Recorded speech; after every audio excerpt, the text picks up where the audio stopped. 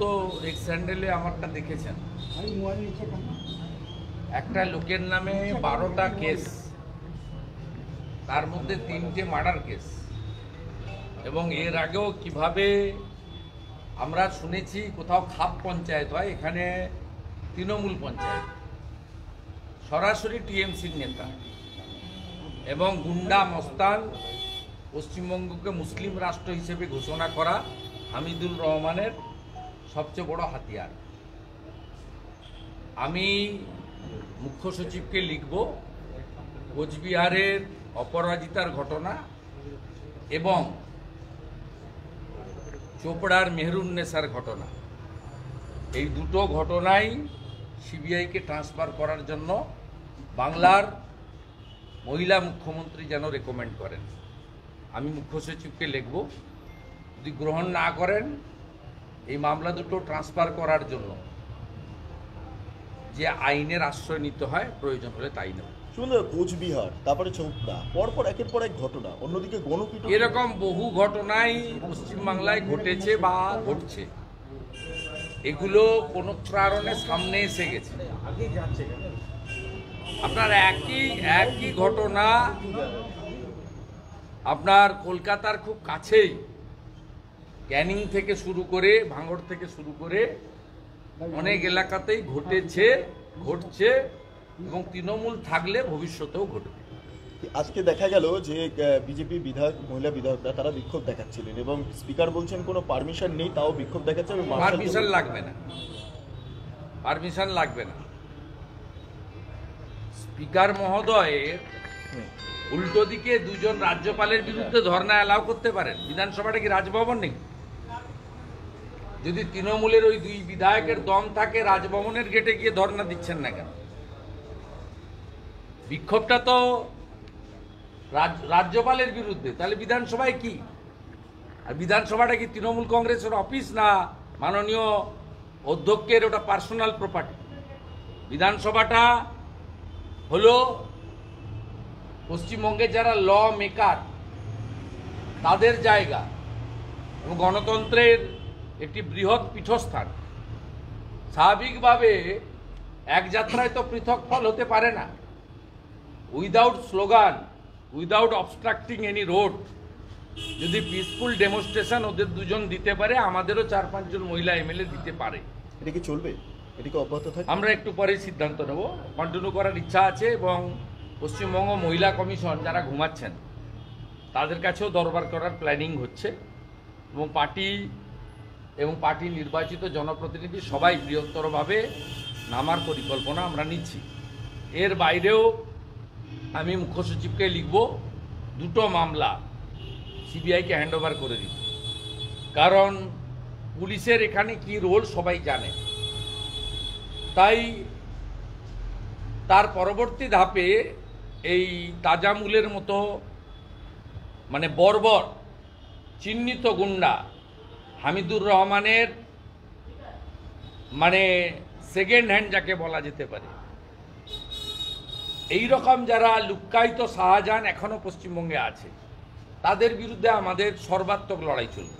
সুগন্ধদা, রাজ্যপালও কিছুক্ষণ আগে উদ্বিগ্ন দিয়েছেন চোপড়ার ঘটনা নিয়ে এবং সেখানে বলেছেন যে জঙ্গলেও যদি এই ধরনের কোনো ঘটনা দেখা যায়, মানে মজা করার ক্ষেত্রে এই ধরনের ঘটনা কখনো দেখা যায়নি। সরাসরি তিনি পুলিশের বিরুদ্ধে আঙুল তুলেছেন এবং কালকে উনি যাচ্ছেন, স্পট ভিজিট করবেন, দিল্লি থেকে সরাসরি চোপড়ায় যাবেন, স্পট ভিজিট করবেন। নাকি বিবৃতি সরাসরি পুলিশকে? স্পট ভিজিট করলে লক্ষ্মীপুরে মহামান্য রাজ্যপাল কিছু পাবেন না। লক্ষ্মীপুরটাকে বা চোপড়াটাকে হামিদুর রহমান কার্যত ভারতের মধ্যে আরেকটি রাষ্ট্র বানিয়ে রেখেছে। কালকে মহামান্য রাজ্যপাল মহোদয় ওখানে, আমার বিশ্বাস, আমি তো এলাকা চিনি, তিনি খুব বেশি উইটনেস পাবেন না। কারণ এবারেও লোকসভা নির্বাচনে কি হারে ওখানে ছাপ্পা হয়েছে এবং প্রায় 1 লক্ষের বেশি ভোট লিড ওখানে গোপাল লামা যে তৃণমূলের প্রার্থী, এবং পঞ্চায়েতে দাঁড়িয়ে খুন করেছে এই তাজামুলরা। নমিনেশন করতে দেয়নি, একদিনে 3 থেকে 4 জন মার্ডার হয়েছে বিরোধী দলের লোকেরা, বিজেপির নয়, অন্য বিরোধী দলের লোকেরা, যাদের নেতারা দিল্লিতে ইন্ডি জোটে আছেন তাদের লোকেরা, ওখানে দোস্তি এখানে কুস্তি। অতএব মহামান্য রাজ্যপালের উদ্যোগ ভালো, কিন্তু এর একটা শেষ দেখে ছাড়তে হবে। আর পশ্চিমবাংলায় প্র্যাকটিক্যালি গণতন্ত্র প্রতিষ্ঠা করার ক্ষেত্রে বিগত 1 দশকেরও বেশি সময় ধরে জুডিশিয়ারি একটা গুরুত্বপূর্ণ রোল নিয়েছে। আপনি যদি 2007-এর জাজমেন্টগুলো দেখেন, সেই সিঙ্গুরের তাপসী মালিকের জাজমেন্ট বলুন, 14ই মার্চের নন্দীগ্রামের গণহত্যার জাজমেন্ট বলুন, রিজওয়ানুর রহমানের কেসের জাজমেন্ট বলুন, পরবর্তীকালে নেতাই গণহত্যার জাজমেন্ট বলুন, প্রত্যেকটা ক্ষেত্রে জুডিশিয়ারি একটা গুরুত্বপূর্ণ ভূমিকা নিয়েছে। এবং এখানেও রামপুরহাটের বক্তই থেকে শুরু করে, হাঁসখালি থেকে শুরু করে পশ্চিমবাংলায় এখনও যেটুকু ডেমোক্রেসি আছে, সেই আমাদের মতো ল মেকারদের কথাই বলুন, এমপি এমএলএ, ব্যুরোক্রেসির কথাই বলুন, মিডিয়ার কথাই বলুন, বা জুডিশিয়ারির কথাই বলুন, ডিউ টু জুডিশিয়ারি আছে। অন্য কারোর কোনো ভূমিকা সাংবিধানিক বডি হোল্ড করছেন কাস্টোডিয়ান। আমি sorry to say, with heavy pain আমি বলতে বাধ্য হচ্ছি যে তাদের অনেক কিছু করার থাকলেও তারা করেন না। আমি মাননীয় গভর্নরকে বলবো কালকে ফিরে এসে তিনি সরাসরি যেন সেন্ট্রাল গভর্নমেন্টকে লেখেন যে পশ্চিমবঙ্গে 355 করে মমতা ব্যানার্জি ভোটে জিতেছেন 21 সালে, তার নির্বাচন 26-এ আছে, তাকে 26 অবধি মুখ্যমন্ত্রী থাকতে দেওয়া হোক। তার অর্থনৈতিক প্রশাসনিক ক্ষমতায় হাত দেওয়ার দরকার নেই, কিন্তু তার কাছ থেকে পুলিশটাকে কেড়ে নেওয়া হোক। This is the high time. 355 recommend করে উপদ্রুত ঘোষণা করে মণিপুরের মতো সমস্ত থানাগুলোকে নিয়ে নেওয়া উচিত। এবং এখানে পশ্চিমবঙ্গে ল অ্যান্ড অর্ডারের অ্যাডভাইসার নিয়োগ করে দেওয়া উচিত। যেমন মণিপুরে ex D G C R P F Kuldeep Singh আছেন, এখানেও কোনো কম্পিটেন্ট অফিসার যারা কাশ্মীর থেকে শুরু করে অনেকগুলো অপারেশনে সাকসেস হয়েছেন, তাদের মতো কাউকে এখানে ল অ্যান্ড অর্ডারের অ্যাডভাইসার করে, পার্টিকুলারলি আমাকে নাম চাইলে আমি দিয়ে দেবো, 40 থেকে 50টা পুলিশ স্টেশন এরিয়া এখানে ল অ্যান্ড অর্ডারকে পুরো সিজ করে নেওয়া উচিত। কারণ 355 অ্যাজ এ হোল রাজ্যে লাগানো যায় না, কতগুলো পার্টিকুলার এরিয়াকে মার্ক করে লাগানো যায়। সে মার্ক করে লাগানোর মতো ফিট কেস পশ্চিমবঙ্গে তৈরি হয়ে গেছে। তাই গভর্নর সাহেবকে বলবো, উইথ স্পেসিফিক রেকমেন্ডেশন, আপনি চাইলে পারেন, you are the constitution head of the state, আপনি প্রপার রেকমেন্ডেশন কালকে ফিরে এসে করুন, আমরা আপনার সাথে আছি। শুধু আপনি আপনার একটা মামলার পরিপ্রেক্ষিতে আদালতে কয়েকদিন আগে কার্যত 355 দিকেই প্রশ্ন তুলেছিলেন, মানে কেন্দ্রীয় বাহিনী রাখা নিয়ে বলা হয়েছিল যে কেন্দ্র পুরো বিষয়টা কেন্দ্র। 355 তো বলতে পারেনি, কোর্ট বলেছে পোস্টপোল ভায়োলেন্স হয়েছে, রাজ্য সরকার ওখানে কোর্টে করেছে। আমি 1025টা কমপ্লেন হয়েছে ডিজিপির মেলে কোর্টে সাবমিট করেছি। এজি বলছিলেন যে আমরা এর মধ্যে 107টা এফআইআর ট্রিট করেছি। তা 107টা এফআইআর ট্রিট হলে ল অ্যান্ড অর্ডার নেই, এখানে প্রমাণ হয়েছে, সেটা প্রমাণ করা হয়েছে। এবং এজি সাহেব বলছিলেন যে কোনো ঘর ছাড়া নেই। আমি আমার লয়ারের মাধ্যমে 1821 জনের নাম আমি কোর্টে সাবমিট করেছি, তার আগে ডিজিপিকে মেল করেছি। অর্থাৎ প্রমাণ হয়ে গেছে। Honourable justice, senior justice Harish টান্ডনজির ডিভিশন বেঞ্চ, তারা ক্লিয়ার বলে দিয়েছে যে পশ্চিমবঙ্গে পুলিশের role to save the democracy, to prevent the incident after counting, police fail করেছে। সেন্ট্রাল গভর্নমেন্টকে এবং এমএইচএকে অ্যাম্পল স্কোপ দিয়েছে যে তারা যতদিন খুশি সেন্ট্রাল ফোর্স রাখতে পারেন এবং ডু দ্য নিডফুল, যেটা দরকার সেটা করতে পারেন। কিন্তু কুচবিহার এবং আপনার চোপড়ার ঘটনা, তার সঙ্গে আরও দুটো আপনারা অমিট করে যাচ্ছেন, এটাও খুব ইম্পর্টেন্ট। রঘুনাথগঞ্জ 2 মুর্শিদাবাদ জেলার রহিম শেখ জল এবং রাস্তার দাবিতে পাবলিক পঞ্চায়েত অফিসে গেছিল অ্যাজিটেশন করতে। তিনি দুটো বোম হাতে নিয়ে ছুটতে ছুটতে পাবলিককে ডিসপার্স করছেন পঞ্চায়েত অফিসের সামনে থেকে। He is a elected member, his name is Rahim Sheikh, he belongs to Trinamool Congress. Trinamool Congress is the ruling party of the state. Second thing হচ্ছে বাঁকড়াতে মিন্টু শেখ পঞ্চায়েত মেম্বার, তিনি বাড়ি থেকে বন্দুক তাক করে জনগণের দিকে ফায়ারিং করছেন পাবলিককে ডিসপার্স করার জন্য তার বাড়ির জানলা থেকে, এবং ভিডিও দিয়ে লিডার অফ অপোজিশন। আমি একটা রেসপন্সিবল পোস্ট হোল্ড করছি, আমি করার পরেও স্টিল নাও রহিম শেখকে এবং মিন্টু শেখকে পুলিশ অ্যারেস্ট করেনি, বোমা বা বন্দুক রিকভারি পর্যন্ত হয়নি। This is the actual ground reality of West Bengal. অতএব স্বাভাবিকভাবে শুধু যাওয়া আর আসা নয়, যার যা ক্ষমতা আছে সেটা প্রয়োগ করা দরকার এবং মাস এজিটেশনও দরকার। ওয়েস্ট বেঙ্গলে মাস এজিটেশনও দরকার এবং আমাদের মহিলা এমএলএরাও যেমন করবেন, আমিও পাবলিককে জড়ো করে আমরাও আগামী দিনে আরও বৃহত্তর আন্দোলনের দিকে আস্তে আস্তে ধীরে ধীরে যাব। জুডিশিয়ারির কথা বলছিলেন, সংবিধান চালু হয়েছে, তৃণমূল ভয় পাচ্ছে না যে নতুন আইন চালু হয়েছে 150 বছর, এই আইনে এমন কিছু আছে যেটা পুলিশের মিথ্যাচার বন্ধ হয়ে যাবে। এভিডেন্স অ্যাক্টে যা বলে গেছে, এই যে ফলস কেস হয়, আমার নামে যে 45 কেসেস, এই কেস তো দাঁড় করাতে পারবে না।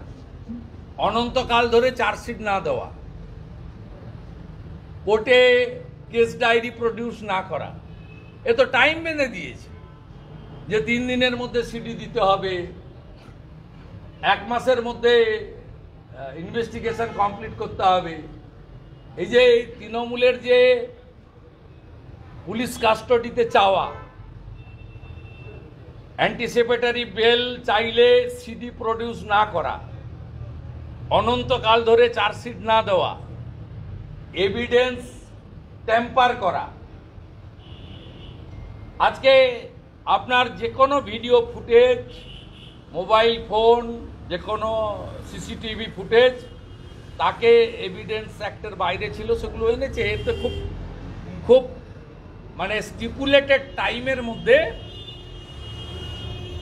যারা নির্দোষ তারা স্বস্তি পাবে, আর যারা দোষী গিল্টি তারা পানিশমেন্ট পাবে। এই দুটো জিনিস থাকার জন্য পুলিশ মন্ত্রী মমতা ব্যানার্জি যে ব্যবসাটা এখানে চালিয়েছেন 13 বছর ধরে, এনডিপিএস এর কেস, 307 এর কেস, নানা ধরনের কেস, এই ব্যবসাটা গুছিয়ে যাবে। এটা যখন আইন এনফোর্স হচ্ছে তখন এগুলো করতে চাচ্ছেন, এটা তো এখন ইরেলিভেন্ট হয়ে গেছে। আজকে এনফোর্স হয়ে গেছে, বাকি আজকে অনারেবল হোম মিনিস্টার, যিনি এই ধরনের সিদ্ধান্তের মেন আর্কিটেক্টার, তিনি বলেছেন বাকিগুলো 15 আগস্টের মধ্যে তিনি সবটা রোল আউট করে দেবেন এবং সুপ্রিম কোর্টকে কনফিডেন্সে নিয়ে। আপনি রাজশেখর মন্ত্রের একটা রায় ছিল যে সিভিক ভলেন্টিয়ারদের ব্যবহার করা যাবে না ল অ্যান্ড অর্ডার সিচুয়েশনে। আজকে দেখা যাচ্ছে সিভিক ভলেন্টিয়ার হাতে লাঠি নিয়ে রোগীর আত্মীয়দের মারছে ন্যাশনাল মেডিকেল কলেজের। সব জায়গায় সিভিক ভলেন্টিয়াররাই করে, ভোটও করলো সিভিক ভলেন্টিয়ার। এই সম্ভব? মানে আইনকে যিনি বিচার না, এরা বিচার মানে না তো। মুখ্যমন্ত্রী তো সরাসরি বলেছেন ওবিসি রিজার্ভেশন নিয়ে জাজমেন্টের পরে, যা আমি মানি না। এবং তারপরেও সুপ্রিম কোর্টের চিফ জাস্টিস, হাইকোর্টের চিফ জাস্টিসের সঙ্গে মিটিং করে জ্ঞান দিচ্ছেন যে জুডিশিয়ারিকে নিরপেক্ষ হতে হবে। কি নিরপেক্ষ হতে হবে? আপনি একমাত্র পলিটিক্যাল পার্সন আফটার ইন্ডিপেন্ডেন্স যাকে মহামান্য বিচারপতি কৌশিক চন্দ্র ফাইন করেছেন 5 লাখ টাকা, এবং আপনাকে 5 লক্ষ টাকা নিজের অ্যাকাউন্ট থেকে দিতে হয়েছে। ক্যালকাটা বার অ্যাসোসিয়েশনের অ্যাকাউন্টে টাকা আছে 5 লক্ষ টাকা। আপনি একমাত্র লোক, এত বড় স্ট্রিকচার এবং পানিশেবল মানে জাজমেন্ট, এবং উনি আপিল করতে পারেননি সুপ্রিম কোর্টে। 5 লক্ষ টাকা ওনাকে দিতে হয়েছে স্টিপুলেটেড টাইমের মধ্যে। অতএব উনি ঘোষণাই করেছেন, আমি মানি না। আজকে পশ্চিমবঙ্গে একটাও চাকরি হবে না। কেন হবে না? তার কারণ হচ্ছে 2010 সালে পর থেকে ওবিসি সার্টিফিকেট বাতিল হয়েছে। আপনি ওবিসি রিজার্ভেশন দিয়ে রেখেছেন 6-4, ওবিসি এ আর বি। ওবিসি রিজার্ভেশন ছাড়া 100 পয়েন্ট রোস্টার ছাড়া আপনার রিক্রুটমেন্ট হবে না। আপনি বলছেন আমি ডিভিশন বেঞ্চের কলকাতা হাইকোর্টের জাজমেন্ট মানি না। সুপ্রিম কোর্টে কবে যাবেন কিনা আমি জানি না। যতক্ষণ না সুপ্রিম কোর্ট থেকে আপনি এটা স্টে করতে পারছেন বা নাল অ্যান্ড ভয়েড করাতে পারছেন, ততক্ষণ এই জাজমেন্ট থাকবে এবং কোনো রিক্রুটমেন্ট হবে না। এত গোয়ার তুমি কেন আপনার? অতএব যে সরাসরি বলে আমি হাইকোর্টের জাজমেন্ট মানি না, তার কাছে রাজশেখর মান্তার জাজমেন্ট কি আছে? শুনুন, আপনি এর আগেও রাজ্যের আইন শৃঙ্খলা নিয়ে বারবারই কেন্দ্রকে চিঠি লিখেছেন, স্বরাষ্ট্র মন্ত্রক থেকে শুরু করে প্রধানমন্ত্রীকে।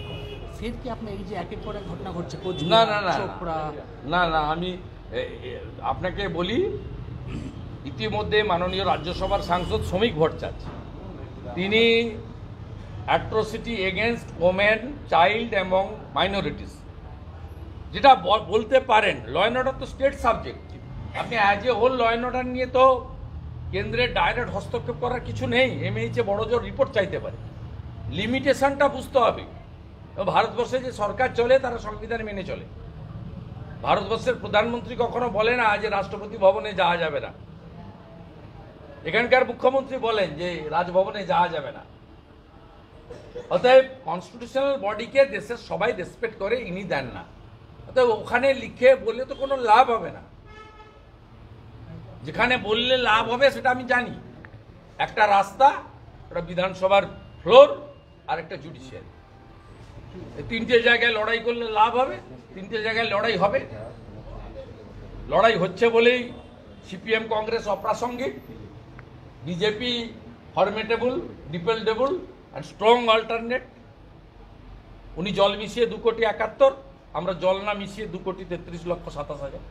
বলছি আপনি তো আবার দিল্লিতে যাচ্ছেন, দিল্লি যাচ্ছেন? না, আমার কোনো প্রোগ্রাম নেই।